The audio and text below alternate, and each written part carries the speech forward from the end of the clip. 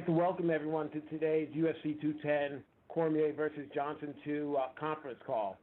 Today we have the main event fighters who will compete in a rematch for the light heavyweight title and the co-main event fighters who are both working their way towards a shot at the middleweight title.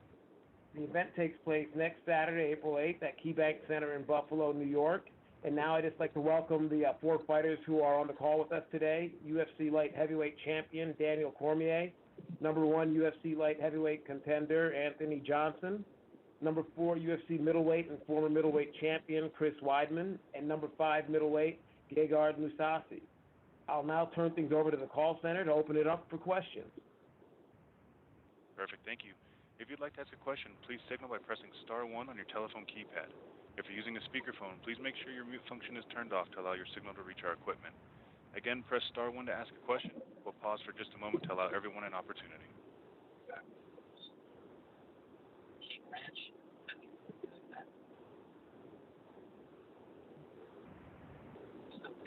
And we'll take our first question from Jeffrey Harris with 411 Mania. Please go ahead. First question for you, Chris Gegard. Obviously, the end goal here for either one of you would be to fighting for the middleweight title. But does it bother you at all that Michael Bisping will be fighting later this summer for the middleweight title and something like the division because he'll be ready? I can't hear the question really well. The sound is not that good. Yeah, same here. I think you're basically asking, if I'm not mistaken, what do we think about Bisping fighting GSP for the middleweight title? Right? Or no? Because we can hardly hear. Well, I don't know. I think we the lost. question is for me? I think was it for both of us? I don't know. I couldn't hear. Have him repeat the question, and if not, we'll move on to the next one. And I believe the caller has disconnected. We'll move to the next question from Damon Martin with Fox Sports. Please go ahead. Hey, guys. First question is for Anthony Johnson. Rumble, this is, the rematch with Daniel Cormier. You fought him, less than basically 2 years ago. What is the biggest difference for you going into this rematch? What separates you from now versus that first fight in 2015? Well, I'm definitely not the same fighter I was 2 years ago. Every day, every week, every month, every year, I'm getting better and better. So, you'll see a different guy out there the next time you see me fight. I know when I talked to you after the fight was canceled the last time when DC got injured, you had said that you were in the best condition, the best shape you've ever been in, and it was obviously a letdown that you didn't get to fight. Was it not so much tough getting back up for it, but, how did your body react after going through an entire training camp last year, and then they kind of have to restart that again without ever actually having fought? It wasn't too hard, I'm glad he canceled on Thanksgiving because I had a chance to eat, with the fam, so everything was all good. But, I just started back from scratch like I always do and just got back in shape like I needed to, and, no injuries, and everything's good to go. I know you and DC have been pretty cordial with each other leading up to the fight, but I know he said a couple of times that, he believes that you have basically one round, to go out there and beat him. Now, you've been a vicious knockout puncher in that first round, maybe the first 7 minutes, I think is what he said.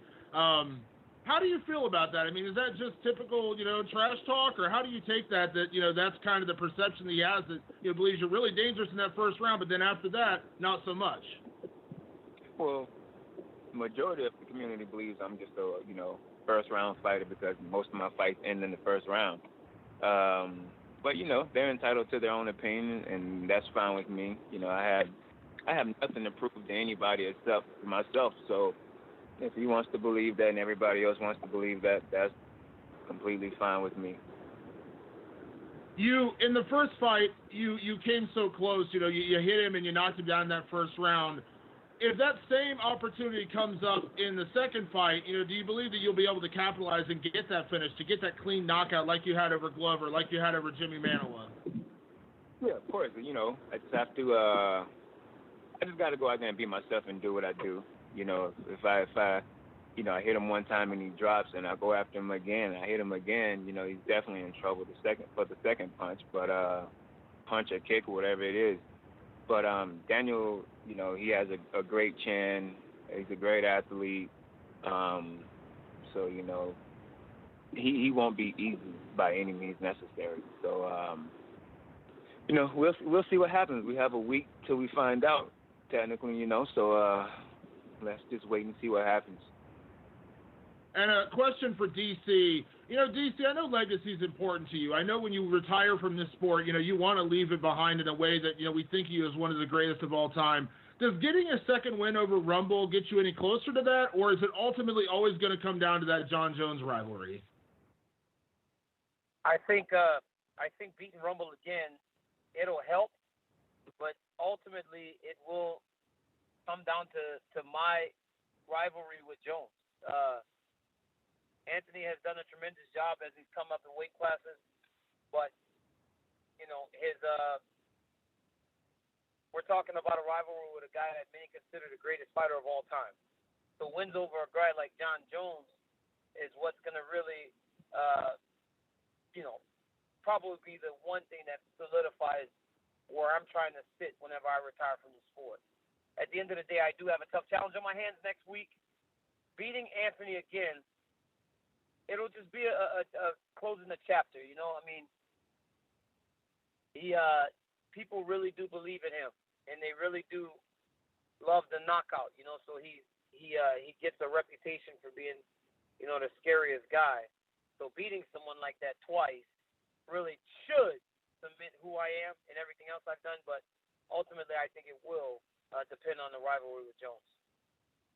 My last question, DC. You know, you've done so much in your career fighting at heavyweight, you know, beating everybody that you've ever faced with the exception of John Jones. But going into this fight, I think the odds have it pretty much dead even. The last I checked, you know, a lot of people believe, you know, the Rumble with the knockout power that he is, you know, the guy who could beat you. Why don't you get the respect that you deserve, you know, considering you do have a win over him, and outside of the Jones fight, you've been undefeated your entire career? You know, I don't know. You know, but as I said time and time again, I cannot dictate people's feelings. The fact that you know, the odds say that we're even, I actually have no idea how anyone could think that we're even. He had a moment. You know, he had a moment in the first fight. Outside of that moment, I pretty much just beat him up. So I don't understand, like, what makes anyone believe that Anthony and I are close. But next Saturday, I just get to show him again and just beat on him again like I did last time. Thanks, DC. And once again, if you'd like to ask a question, please press star 1 on your telephone keypad. We'll take our next question from Kendrick Johnson with ringtv.com. Please go ahead. My first couple calls is for Rumble. How you doing, brother? How you doing, man? What's good, man? I ain't talked to you in a minute. What's happening? Yeah, we got to catch up. Does it bother you the fact that, well, I'll phrase it this way, with getting that belt, would that solidify your legacy as being as one, not just a knockout artist, but just being as one of the best fighters of your generation, and kind of you be kind of, I won't say validated, but kind of validate you what you have the strap around your waist? Yes. I mean, you know, that's always the ultimate goal for a top athlete in, you know, mixed martial arts or any sport, to be the best and get a championship and or whatever you want to call it. So yeah, getting the belt will definitely put me right up there with the best of the best. I don't want to be a, you know, could have been, or, you know, one of those guys that they talk about on the boards or whatever, saying that, you know, this guy could have been this and he could have been that, or should have been, and all of this and all of that. I want to be that guy that they said he did it. And we've talked, of course, after you lost to DC the first time. In a weird way, do you think you have to go through that? Because I remember you kind of made it like, well, it just wasn't my time, wasn't ready. Do you kind of think you have to go through that to get to this point, to be ready to be that champion? In a weird way, looking back on it, of course, you don't want to lose, but you think in a weird way it was a blessing to get you to this point and ready for this big moment? Yeah, I mean, it definitely lit a fire under my ass to train harder and know what I needed to do to beat this guy, you know. You know, but he's a champ, and that's what it is, you know what I mean? Everybody trains to beat the champion and be the best. So, you know, I'm just like the average person, you know. I'm going out there and, you know, I did what I had to do to prepare. So I look forward to it. And do you see your hand getting raised without getting a knockout? Can you see your hand still getting raised? Excuse me? Hello? And how's that? He doesn't. Hey, what's your name? Kendrick? Is your name Kendrick? Yeah, Kendrick. Kendrick, he does not believe that if he doesn't knock me out, he's going to get his hand raised. That's why he didn't answer your question. Anthony's a smart guy. He won't lie to you. He's honest and he's smart. Actually, he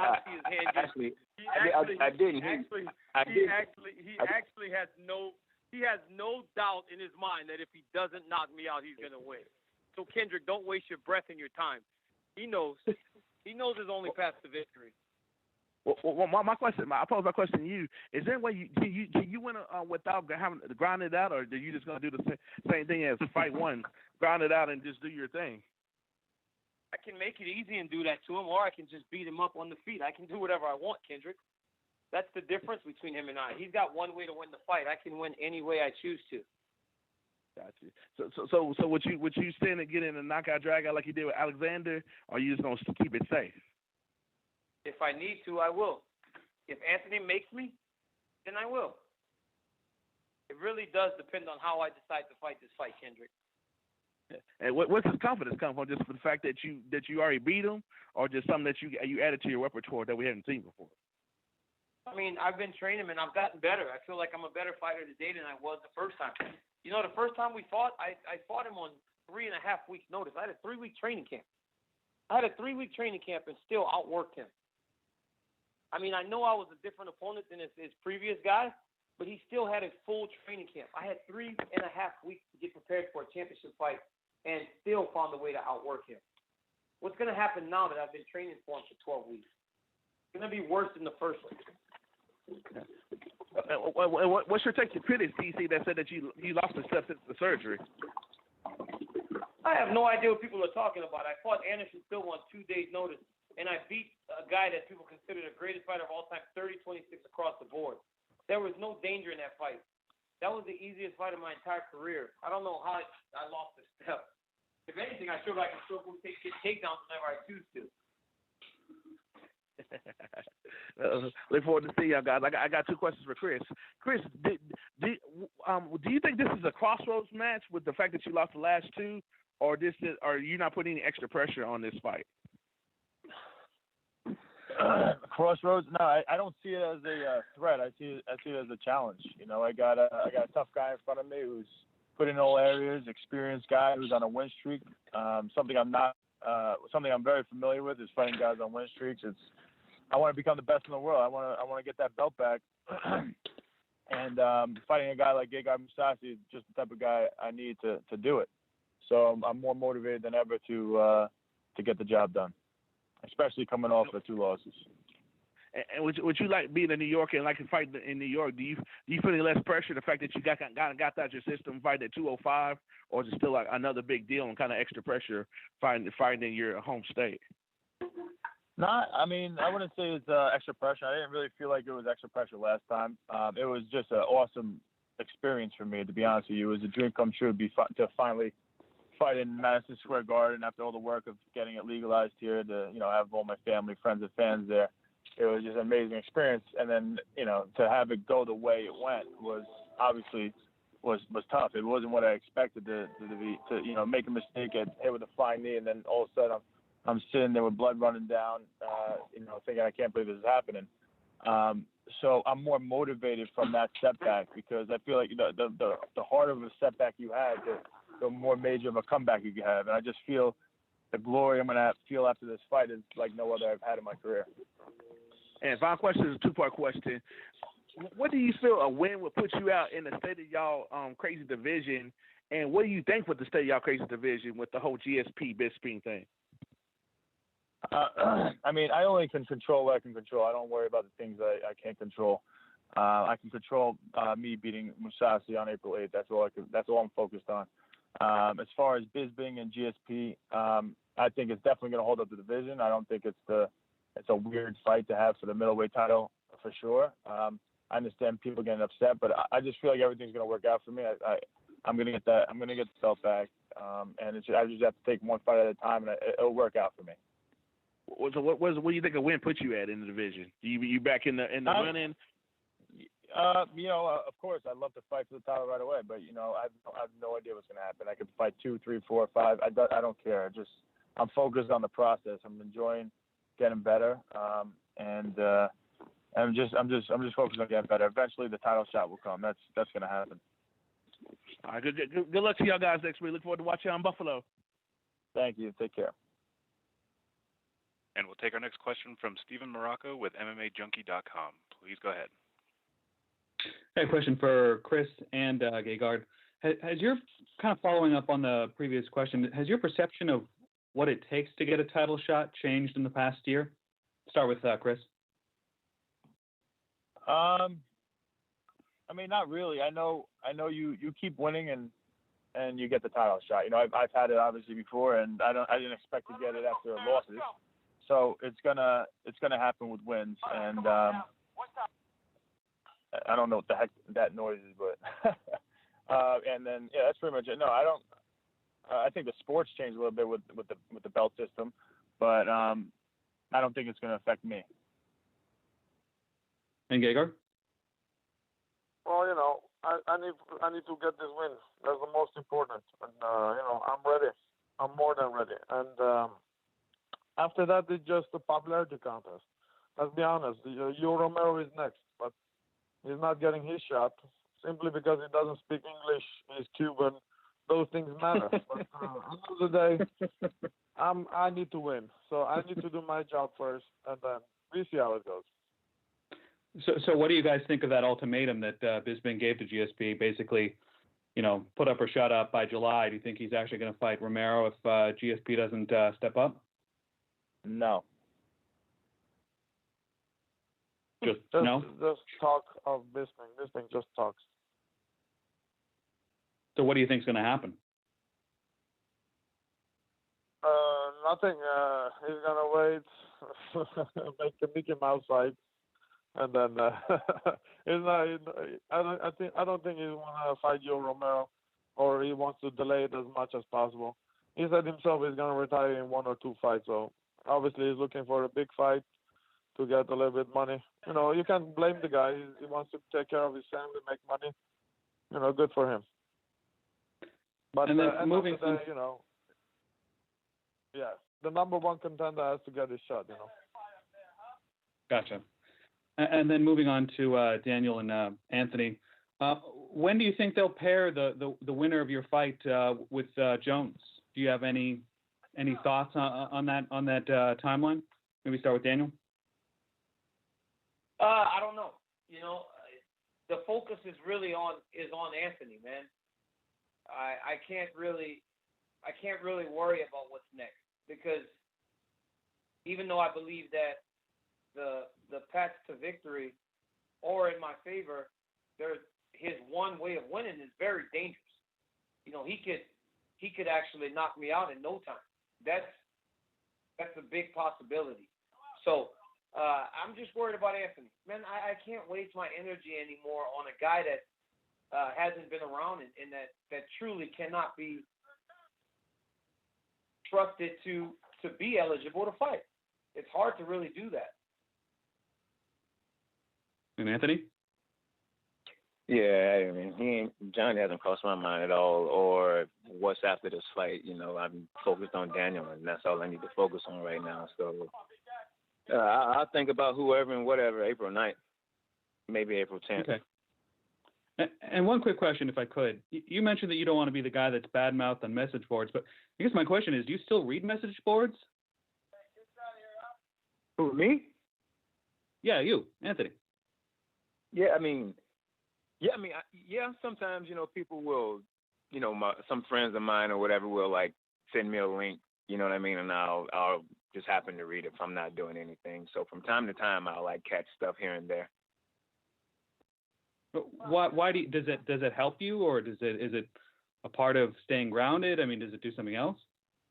No, sometimes it's fun to read the stupid shit people say. So that's it. Gotcha. Thanks very much. And And once again, if you'd like to ask a question, please press star 1 on your telephone keypad. We'll take our next question from Akhilesh Ganavarapu. Please go ahead. Hey guys, greetings from India. My first couple of questions go to DC. DC, firstly, I wanted to ask you something which is puzzling. In wrestling terms, you're the heel, quote unquote, even against Rumble. So even a little while ago, you kind of taunted Rumble. Is it safe to say that you've embraced the heel in you? No, man, I'm not taunting. I don't know. Like, my issue is if it makes me a bad guy because I tell the truth or the truth as I believe it, then I guess that's what I am. I believe everything. I'm not lying. I don't lie about anything. All I do is state the truth. If people don't like the truth, then that's on them. I'm not sitting here making stuff up. I'm not over here pretending. I'm over here stating facts. And if me telling the facts makes me the bad guy, then okay. Yeah, because even before, during the press conference with John Jones, you're kind of annoyed because of the people booing you. So, has it been easy for you to come to terms with that? I mean, it is what it is. If people are going to boo, they're going to boo. It doesn't really matter to me. I know who I am. My friends know who I am, and the people that matter know who I am. So if people boo me, they boo me. I don't know. I don't know why they do it, but they made decisions as to who they want to back, and everybody is entitled to their own opinion and their right to cheer and root for whoever they want to root for. At the end of the day, when I win my fights and I keep the belt, I bring the belt home to the people that matter. The fans that support me, they share in those moments with me. The ones that don't, they boo me in the moment, then they go about their business, and they can boo me next time they see me, or they can mess around on my social media, but that stuff doesn't matter. The people that matter are the ones that support me and the people that are closest to me. All right, fair enough. Now, Rumble has improved a lot since your last fight with him, almost making a statement against Bader by, showing excellent takedown defense, taking the fight to the ground, not being hesitant, with going to the ground. So what are your thoughts on Rumble being a different fighter than when you last fought him? Man, Ryan Bader shot from halfway across the octagon. They said fight, and before Ryan Bader could even meet Anthony in the middle of the octagon, he shot. What people are missing is that Anthony Johnson was never a bad wrestler. He always could wrestle and defend takedowns. Anthony's a junior college national champion in wrestling. He's not a bad wrestler. Nobody ever thought he was a bad wrestler. It's not. I never said he can't wrestle. He obviously can defend takedowns. He defended a lot of my takedowns. I never questioned that. And then when we talk about him being a completely different fighter, I don't necessarily know what you guys are basing this on. He beat Jimmy Manoa. He took him down, but of course he's going to take Jimmy Manoa down. He's a wrestler. Jimmy Manoa can't wrestle. Then you're talking about him and Ryan Bader. If I would have shot it on Anthony from across the octagon, he would have did the same thing to me. He's fought for a total of 7 minutes since him and I fought, but he's this completely different fighter. I have no idea where you guys are getting this from. If I can get a quick retort from Rumble regarding what DC just said. Rumble, do you necessarily agree with what DC just said about you right now? Yeah. He was telling the truth about Bader. He told the truth about, how long I've been in the cage since him and I have fought. So that's about the only thing that he said that was correct. Okay, so moving away from the title fight for a minute now, the light heavyweight division is kind of in a limbo with the same 3 or 4 guys fighting for the title in the past couple of years. So, Anthony, what does John Jones' return do to the division and for yourselves? What does John Jones what? John Jones return to the octagon? Yeah, well, I mean, I haven't been thinking about John. That's the last person that's even crossed my mind. You know what I mean? He's just, I don't have a reason to think about him right now. I have to fight Daniel, not John, so I don't think about John. So all right, him returning or anything like that just isn't in my thought process. Whatever, it's just not relevant to me right now. All right, fair enough. You've been on a tear recently. So do you go into this fight looking for retribution? And what's your mentality going into the fight, knowing that your last loss came against DC? My mentality is just go out there and do my best, man. You know, do what I have to do to win, and yeah, just be myself, do my thing. You know, the cards are gonna fall what they're supposed to, so I'm not really worried about anything. All right. My next couple of questions go to Chris Weidman. Chris, the last time we spoke, you talked about climbing back into the contention for the titles. Now, you just spoke about the situation with Bisping, GSP, and even Tyron Woodley throwing his name into the hat regarding a fight with Bisping. So, how do you see yourself climbing back into the contention? Do you think a fight over Mousasi, probably another couple of fights? Just what is the entire situation involving you that you think need to do to get back into the title contention? I think I need to, prove myself. Number one, I got to put on good performances. So that's what I'm going to do. I'm going to go out there, put on a good performance, and then, like Mousasi said, I hope that people back me and they want to see me fight for the title, and we'll see what's going on. And if not, I'm going to keep fighting. I'm just going to keep on fighting whoever they put in front of me. All right, and Gegard is one of the most versatile fighters, with him adapting to different opponents. So from your fight with Yoel Romero to now, what has been the major difference for you? Have you trained differently for someone like Gegard? Well, I guess the one major difference is, I don't have a southpaw for the first time in, 4 or 5 years. So it's a nice change to kind of the beginning of times. I think the last time I fought orthodox fighter might have been Mark Munoz. So it's been a while. But other than that, no. I've trained really hard. I've been more motivated for this fight. I've really got myself in a great place mentally, physically, and spiritually. I just feel great, healthy, and I'm excited to go out there and put on a show. All right, fantastic. My last two questions go to Gegard Mousasi. Gegard, firstly, manager previously said that the fight between you and Weidman might not happen. Now that we are just a week away, do you think a victory over the former champion would put you in front of the line for a title shot next?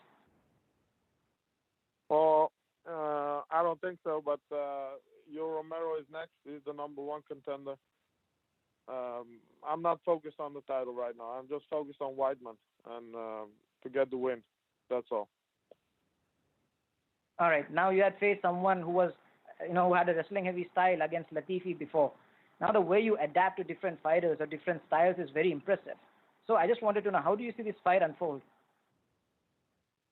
Well, I know how Chris Weidman's going to fight. He's going to come forward. He's going to try to put the pressure on me, work on the cardio, do some wrestling, do some striking. But at the end of the day, I'm prepared.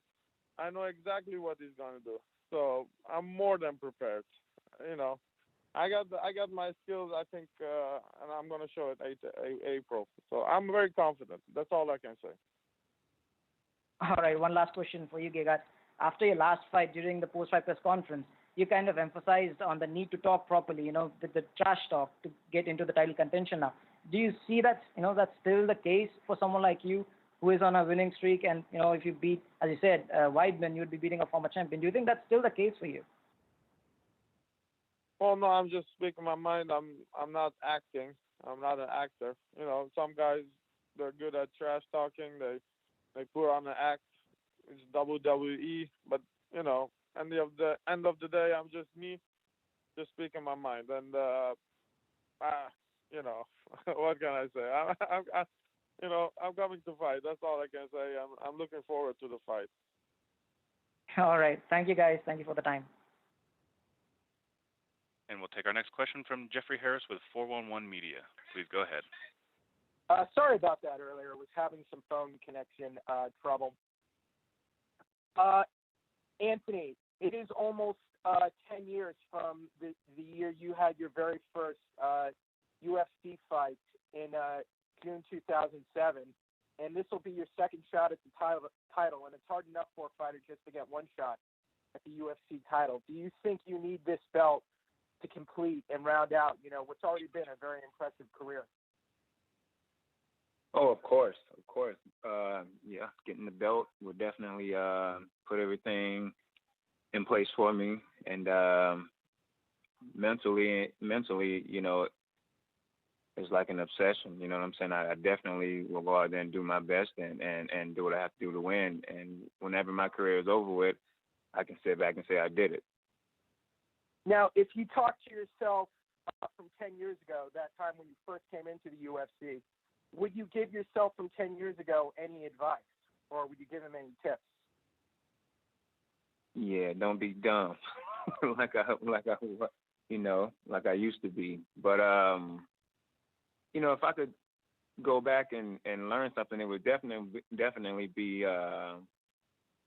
would be just to soak in a lot more information than what I did. Because when I was young, I was like, you know, hot-headed and thought I knew everything and was just an athlete and was like, this won't happen and that won't happen.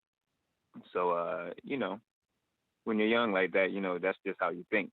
So I definitely wish I can go back in time and slap some sense into myself. And for Daniel, I know you're training for a big title fight, but will you still have time to watch WrestleMania this weekend? You know, I was actually talking to Selena yesterday, and I go, shit. She goes, what? I said, man, when we're traveling to Buffalo, WrestleMania is going to be on. Is there any way for me to stream WrestleMania from the plane? But she said the Wi-Fi would be too slow, so I'm going to have to miss it. But I'm going to have to put my phone on airplane mode and leave it there until I get to Buffalo on Sunday night. And then once I get there, I think I'm going to watch WrestleMania. So it's going to be a long night for me on Sunday, but I'm not missing it. All right. So my picks, if you want my picks, I got Reigns, I got Lesnar, and I got Bray Wyatt in the top 3 fights. All right, thank you. I hope you don't get spoiled on any of the outcomes.